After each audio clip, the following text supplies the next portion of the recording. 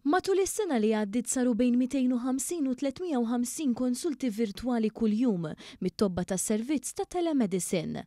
Ħabbar dan il-Ministru għas-Saħħa u l-Anzjanità Attiva ġewwa Etienne Bela waqt mistoqsija parlamentari tad-deputat Ian Vassalo Ħaġi dwar ir-ruoli tal-ħaddiema f'dan id-dipartiment li jinsab fis-Siġġiewi.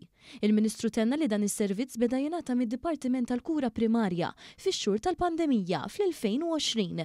Minn dakinhar bdiet tingħata konsultazzjoni medika b'forum differenti ta' komunikazzjoni b'mod virtwali 24 siegħa kuljum minn ċentru speċjalizzat imsejjaħ Client Support and Telemedicine Center, Primary Healthcare. Is-servizz jingħata minn grupp ta' tobba li huma responsabbli biex jagħtu l-pariri mediċi lill-pazjenti u jekk ikun hemm bżonn jibgħatu tobba miċ-ċentri tas-saħħa fid-dar tal-pazjent.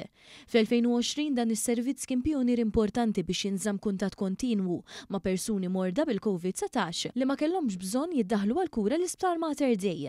Ġie spjegat li dan is-servizz jinqasam f'żewġ sezzjonijiet dawk tal-kura primarja u ta' client support li wkoll hu estensiv ħafna. Fl-ewwel sezzjoni hemm 13-il tabib li jagħtu diversi pariri dwar riżultati ta' testijiet tad-demm, vetting sew għal kull telefonata fejn il-klijent jistaqsi għal vista fid-dar, pariri lil carers u infermieri li jaħdmu fid-djar tal-anzjani, linja diretta ma' xjenzati tal-laboratorji ta' Mater Dei u pariri lill-ispiżjara fost l-oħrajn.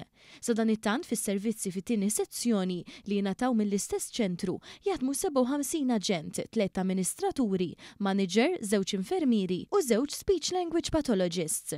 F'dawn is-servizzi l-aġenti jwieġbu bejn 2000 u 3000 telefonata kuljum li jinkludu direzzjoni lil klijenti waqt li jibbukkjaw appuntamenti fost l-oħrajn.